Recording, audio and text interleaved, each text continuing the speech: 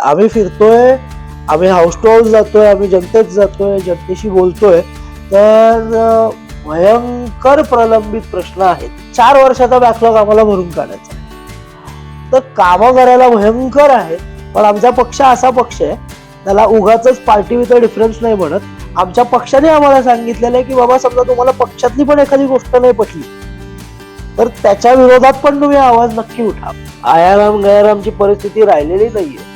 लोक प्रश्न विचारतात, त्याच्यावर उत्तर अपेक्षित असतं. केंद्रात भाजपचं सरकार आहे, राज्यात भाजपचं सरकार आहे आणि पुण्यात देखील मला पूर्णपणे खात्री आहे की भाजपचंच सरकार येईल परत. की मला समजा संधी मिळाली तर जी काही ऊर्जा आहे, माझं तारुण्य आहे, मी नक्कीच ती कामं पूर्ण करण्यात घालेन.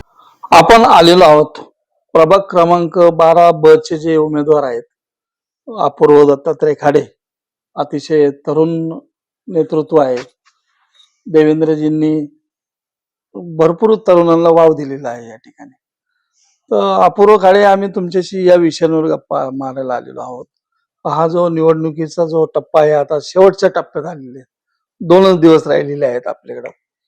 तर हे जे निवडणूक प्रक्रिया सुरुवातीपासून सुरू झाली, म्हणजे तिकीट मिळण्यापासून, तर कसे दिवस होते, ते कसे वाटत होते आपल्याला तिकिटाच्या संदर्भामध्ये म्हणा, किंवा आपला क्रायटेरिया काय असणार आहे.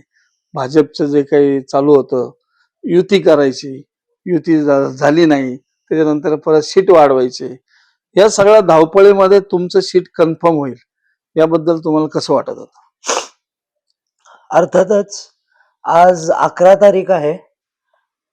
30 डिसेंबरला तिकीट जाहीर झालं. 30 डिसेंबर ते 11 जानेवारी हा वेळ कसा केला हा कळलाच नाही.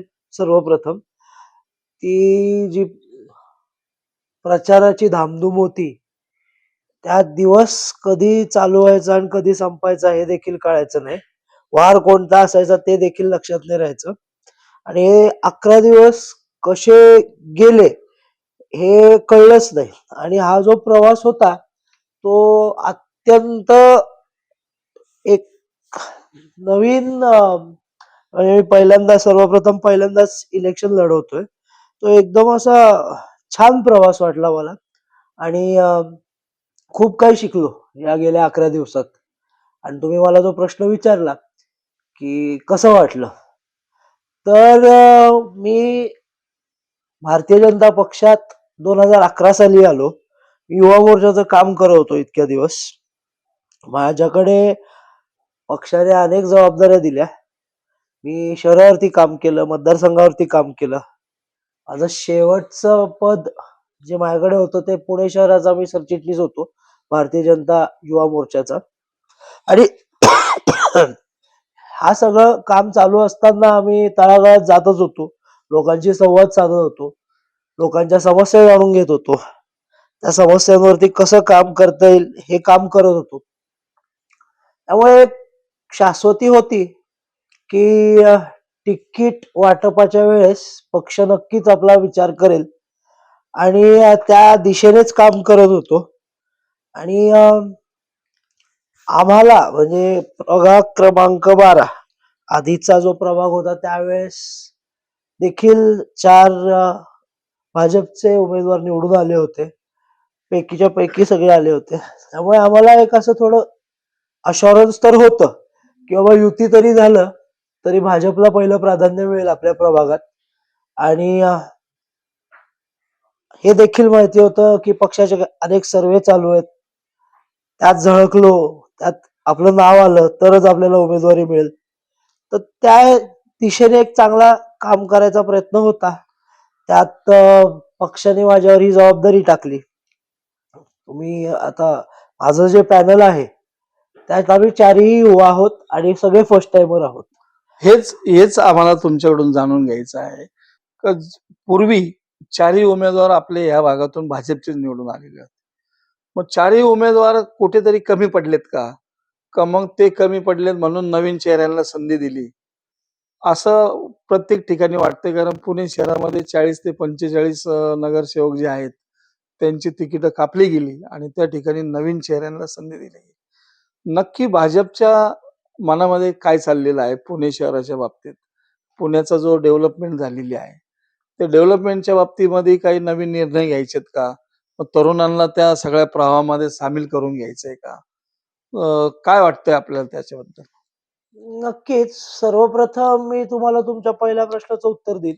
या प्रभागात जे 4 नगरसेवक होते, यात माझी आई होती. ती तिच्याबरोबर त्यांचे सहकारी ज्योत्स्नाताई एकबोटे होत्या.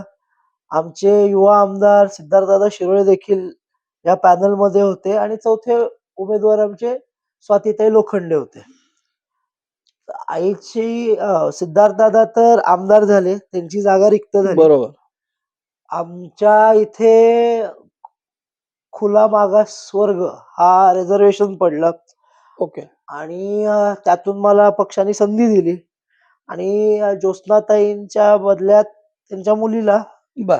ओपन पुरुष या गटातून उमेदवारी मिळाली आणि स्वातीताई लोखंडेच्या ऐवजी अमृताताई मेत्रे यांना बर. पक्षाने उमेदवारी दिली.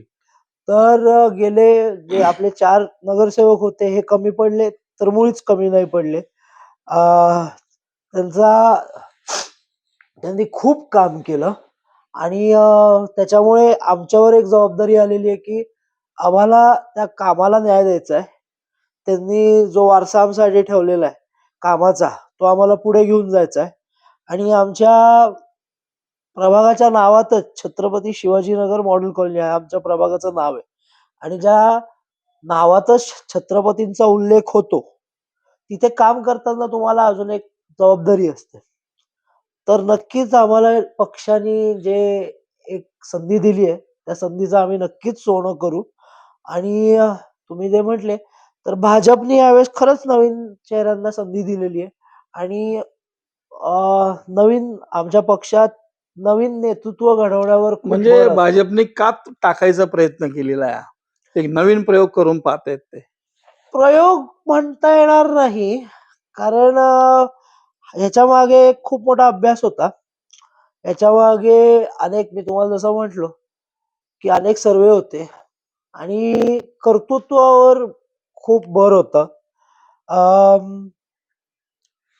विनिंग कॅन्डिडेट याच्याकडे लक्ष होतं आणि ह्या सगळ्या गोष्टी आणि 100% तुम्ही जे म्हणलं ते योग्य आहे, की एक नवीन नेतृत्व घडवण्याचा प्रयत्न केलेला आहे भाजपने आणि आम्ही त्याचं सोनं करू.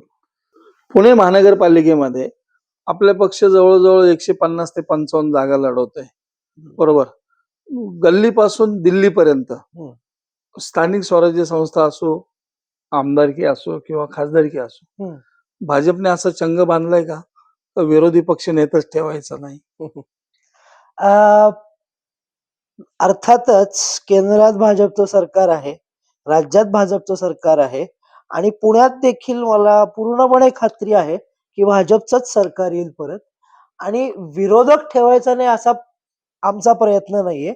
पण भाजपच्या कामावरती लोकं खुश आहेत, त्या अनुषंगाने भाजपला लोकं निवडून देतात. आम्ही काय त्यांच्यावर जोर जबरदस्ती करत नाही. त्यांना असं कुठेतरी भरोसा आहे, की बाबा हे लोकं कामं करतात किंवा हे लोकं कामं करू शकतील. त्यामुळे ते निवडून देतात भाजपला. तो 2016-17चं जे इलेक्शन झालं, त्या इलेक्शनमध्ये पण आपली भाजपची सत्ता मोठ्या प्रमाणामध्ये आली होती. तर जो पेठ्यातला भाजप असा समजला जायचा पूर्वी, परंतु त्या इलेक्शनमध्ये उपनगरांमधून पण मोठ्या प्रमाणामध्ये भाजपची सीट आली. नागरिकांनी भाजपला स्वीकारलंय. परंतु 16-17 ते आता हे आपण पाहतोय 25 3-4 वर्ष सगळे प्रशासनामध्ये गेलेले आहे. आता तुम्ही नवीन नेतृत्व उदयाला येतंय. तर ह्या 5-7 वर्षामध्ये थोडासा विकास थांबल्यासारखं वाटत होतं आपल्याला.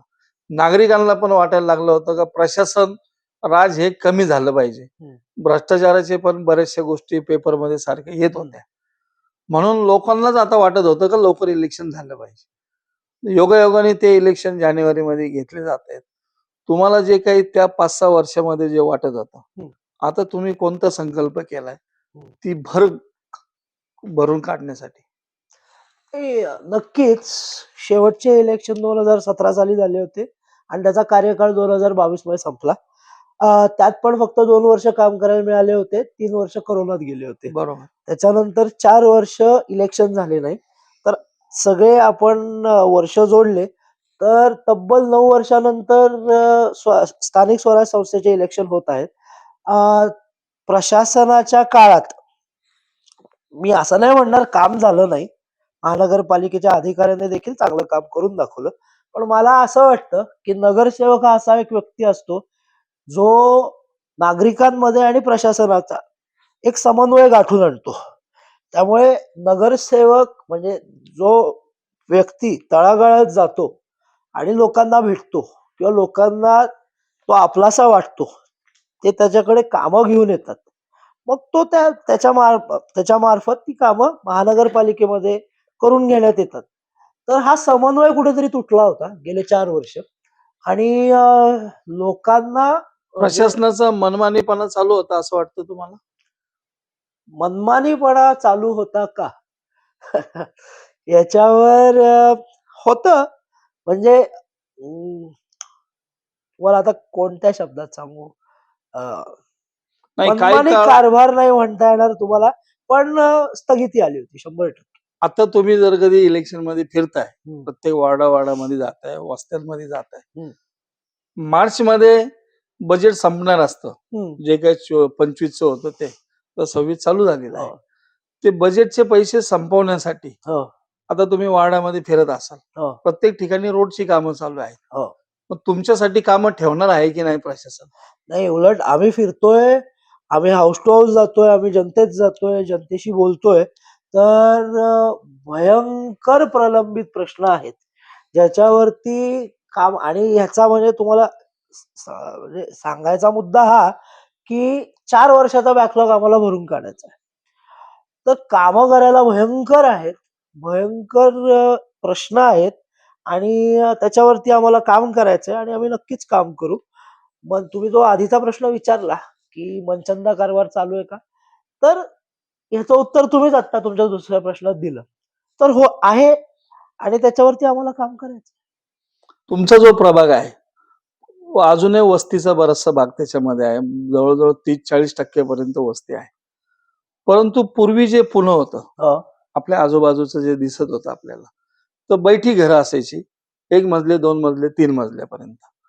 पण आता आपण पाहतोय, की त्या ठिकाणी मेट्रोमुळे एफ-एस-आय जास्त मिळतोय किंवा रिडेव्हलपमेंटचे जे काही प्लॅन आले त्याच्यामध्ये पण एफ-एस-आय जास्त मिळतोय. हं, त्याच्यातून गगनचुंबी इमारती तुमच्या आजूबाजूला दिसायला लागलेल्या आहेत. बरोबर. परंतु ज्या बाकीच्या त्याला संलग्न असणाऱ्या ज्या व्यवस्था आहेत, सांडपाण्याच्या असतील, ड्रेनेजच्या असतील, ह्या आता अपुऱ्या पडायला लागलेल्या आहेत. बरोबर, त्या अपुऱ्या पडल्यामुळं मग ते चोकअप होणे आलं, बाकीच्या गोष्टी बऱ्याचशा त्याच्यातून उद्भवत असतात. बरोबर. जंगली महाराज रोड हा असा ऐतिहासिक रोड आहे, हं, की आजपर्यंत तो बांधल्यानंतर कधी तोडला गेला नाही. हा आपला पुण्यातला इतिहास आहे. बरोबर. आता जर कधी ड्रेनेजची लाईन करायची ठरली ती, हं. तर या रोडच्या संदर्भात आपलं काय मत आहे? तुम्ही आधी जो प्रश्न विचारला त्याच्यावर थोडं विश्लेषण करतो, की माझा जो प्रभाग आहे त्यात 60-40 रेशो आहे. बरोबर, 60% हे अर्बन पॉप्युलेशन जास्त आहे आमच्या इकडे आणि 40% हा वाडी वस्तीचा विभाग आहे. बरोबर, प्रामुख्याने माझ्या प्रभागात 3 रस्ते येतात. ते म्हणजे जे.एम. रोड, सेनापती बापट रोड आणि फर्ग्युसन रोड. बरोबर, माझ्या प्रभागात जास्त झपाट्याने रिडेव्हलपमेंट कुठे होतीये, तर ती आपटे रोड, भांडारकर रोड आणि मॉडर्न कॉलनी या 3 जागेमध्ये त्याचं जास्त मोठं प्रमाण आहे. अ, आधी काय असायचं 5,000 7,000 स्क्वेअर फूटचे प्लॉट असायचे. बरोबर, त्याच्यावर एक छान टुमदार बंगला असायचा. त्यात जास्तीत जास्त 9 ते 10 लोकं राहायचे. बरोबर, तिथे आता एक स्टँड अलोन टॉवर येतंय. तिथे 300, 350, 500 अशी लोकसंख्या तिथे एका टॉवरमध्ये येतीये बरोबर, आणि त्याच्यानी भयानक ताण येतोय. अं, अ, पाण्यावर असू द्या किंवा ड्रेनेज लाईनवर असू द्या. तर ह्याच्यासाठीच हे रोखण्यासाठी आम्हाला कपॅसिटी ऑडिटिंग ही म्हणजे आम्हाला हे तंत्रज्ञान वापरून आमच्या प्रभागातलं रिडेव्हलपमेंटला एक नवी दिशा द्यायची आहे, बरोबर. की जेणेकरून महानगरपालिकेच्या मूलभूत सुविधांवरती प्रेशर येणार नाही. तर तुम्ही मला विचारलं, की तुमच्या ह्याच्यातून जे.एम. रोड हा जातो. तर जेएम रोड ही आमच्या प्रभागाची काय अख्ख्या पुणे शहराची शान आहे. जेएम रोडचं जे सौंदर्य आहे ते विलक्षणीय आहे आणि आम्हाला ते जपायचं आहे. पण समजा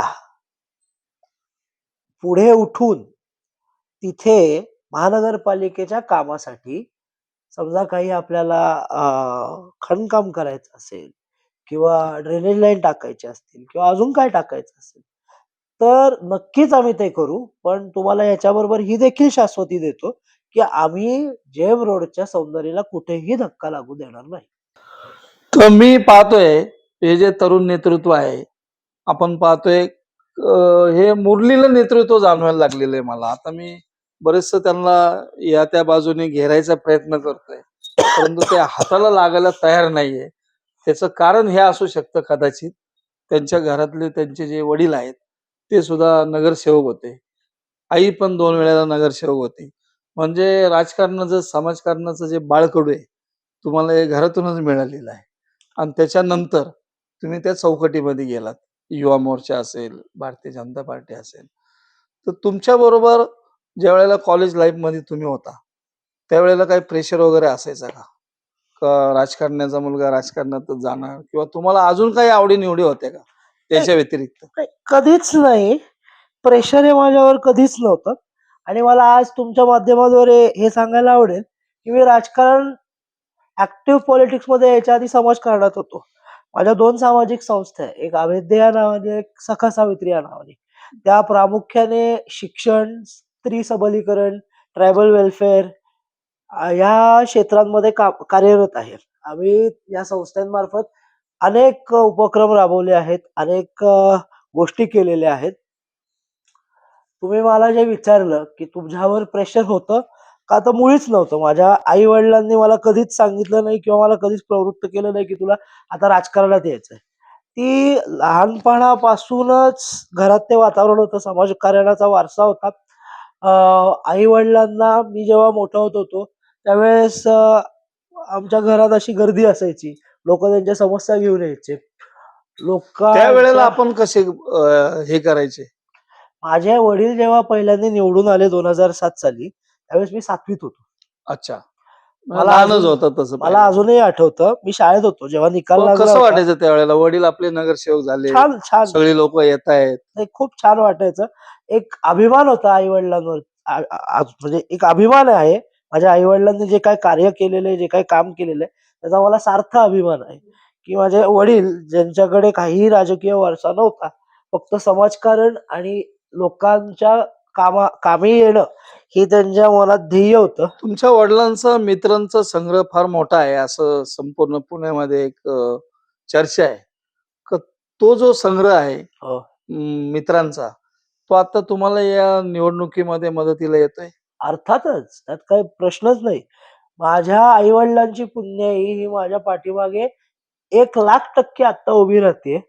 आता मी जिथेही जातोय प्रभागात, प्रवास करतोय, प्रचार करतोय, तिथे आवर्जून मला कधी ना कधी कोण ना कोण कायम सांगतं, की "बाबा मी तुझ्या वडिलांचा मित्र आहे, की तुझ्या आईने माझं हे काम करून दिलेलं आहे.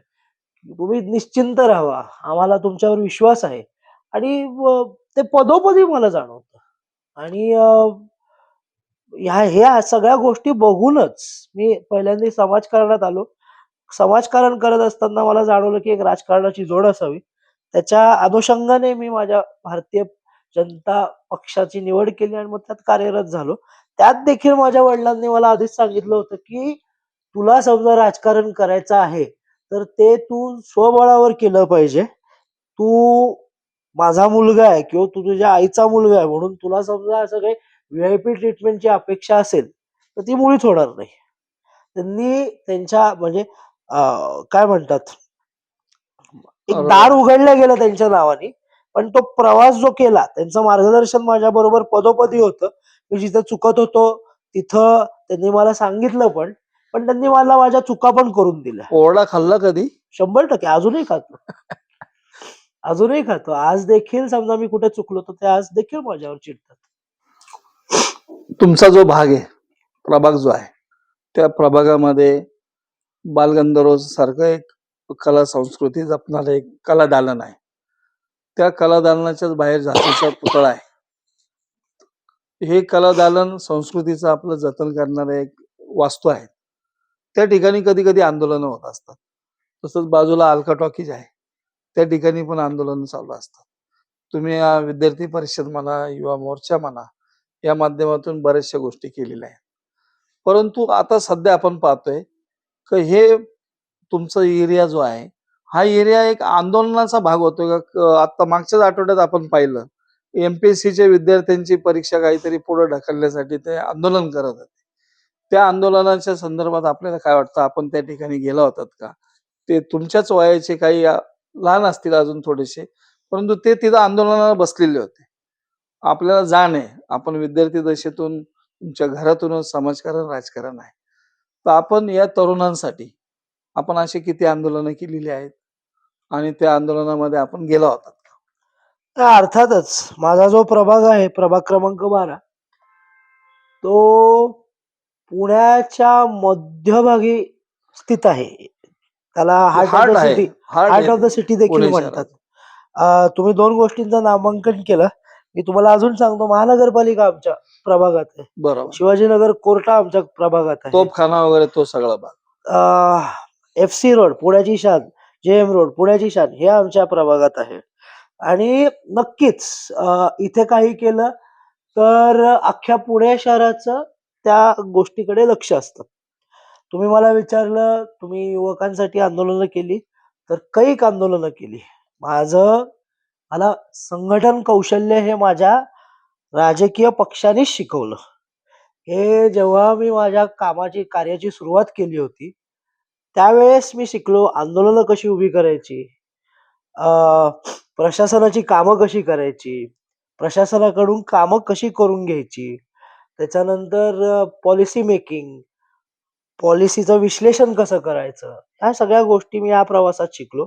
आणि मी कैक आंदोलनं ही तरुणांसाठी केली, तरुणांच्या मागण्यांसाठी केली. आमचा एकमेव असा पक्ष आहे, की म्हणजे माझा प्रवास जो चालू झाला, त्यावेळेस आम्ही सत्तेत नव्हतो. तर मला मला दोन्ही अनुभवायला मिळालं. सत्तेत असणारा पक्ष आणि विरोधात असणारा पक्ष. ज्यावेळेस आम्ही विरोधात होतो, त्यावेळेस आम्ही भरपूर आंदोलनं केली. त्यावेळेला आंदोलनाला धार असेल. 100% भयंकर धार असायची. त्याच्यावरच येतोय मी. पण आमचा पक्ष असा पक्ष आहे, त्याला उगाचच पार्टी विथ अ डिफरन्स नाही म्हणत. आमच्या पक्षाने आम्हाला सांगितलेलं आहे, की बाबा समजा तुम्हाला पक्षातली पण एखादी गोष्ट नाही पटली, तर त्याच्या विरोधात पण तुम्ही आवाज नक्की उठावा. तर आम्ही असे पण म्हणजे आमचा पक्ष सत्तेत असताना देखील आंदोलनं केलेली आहेत. आणि तरुणांसाठी आंदोलनं करताना माझ्या अंगावर बरेच राजकीय खटले देखील आहेत. मला म्हणजे तुम्ही पण त्यातले आहात. हो, हो, हो. जे काही सांगतात छाती टोकपणे का आता आपले संजय राऊत घ्या, उद्धव ठाकरे घ्या, यांच्या नावावर असे राजकीय गुन्हे कोणतेही नाहीयेत. पण आज तुमचं वय कमी असताना देखील तुम्ही हे छाती ठोकपणे सांगताय. म्हणजे मग हा जो वारसा आहे तुम्हाला मिळालेला, हा वारसा खरंच योग्य वाटतोय मला. साहेब अहो, आम्ही तळागाळातून आलेले कार्यकर्ते. आम्ही तळागाळात काम केलेलं आहे. आम्ही आमचे स्वर्गीय गोपीनाथजी मुंडे साहेब, स्वर्गीय प्रमोदजी महाजन साहेब, त्याच्यानंतर आमचे पंतप्रधान नरेंद्रजी मोदी साहेब, आमचे राज्याचे मुख्यमंत्री देवेंद्रजी फडणवीस साहेब, पुण्याचे खासदार मुरलीधर हे सगळे चळवळीतून आलेले हे आहेत. सगळे चळवळीतून आलेले जे नेते आहेत, त्यांच्याकडे बघून आम्ही शिकलेलो आहे. आम्ही तुमच्याकडे पाहायचं का आता? का जशी चळवळीतून ती लोक आलेली आहेत, अशीच पिढी आता या भाजपमध्ये येते. साहेब अपेक्षेने पाहायचं का नागरिकांनी? साहेब मी तुम्हाला तेच सांगतोय. नक्कीच आज एक मोठा युवा वर्ग राजकारणाकडे वळतोय आणि हे बघताना अत्यंत आनंद होतो. राजकारणाकडे बघण्याची आणि राजकारण करण्याची पद्धत बदलतीये. पद्धत बदलते. आता आम्ही प्रवास करतोय, प्रचारात जातोय. नागरिक देखील खूप सुजाण आणि जागरूक झालेला आहे. तो अकाउंटेबल धरायला लागलेला आहे लोकांना. आयाराम गयारामची परिस्थिती राहिलेली नाहीये. लोक प्रश्न विचारतात, त्याच्यावर उत्तर अपेक्षित असतं. आणि जनतेला माझ्याकडून भरपूर अपेक्षा आहेत. आणि तुमच्या माध्यमातून मी हे त्यांना सांगू इच्छितो, की मला समजा संधी मिळाली, तर मी नक्कीच माझ्याकडे असणारी जी काही ऊर्जा आहे, माझं तारुण्य आहे, मी नक्कीच ती कामं पूर्ण करण्यात घालवेन. तर आम्हाला जी अपेक्षा नव्हती, त्यापेक्षा तुमचं जे नॉलेज पाहिलं, जाण पाहिली प्रश्नांची, तर प्रत्येक गोष्टीमधून तुम्ही परिपक्व झाल्याचं आम्हाला जाणवलं होतं. तर असा पहिला उमेदवार आम्हाला भेटलाय, का जो देवेंद्र फडणवीसांनी दिलाय आणि तो त्याच्यामध्ये कसोटीला पूर्ण उतरलेला आहे. तर अपूर्व खाडे आपल्याला जे काही या प्रवासामध्ये जे काही इथून मागं पण काम करत आलेलं आहे, इथून पुढे पण करत आहेत. करणार आहात आपण. तुम्ही छातीठोकपणे सांगितलं, की इथून पुढे पण मी काम करत राहणार आहे.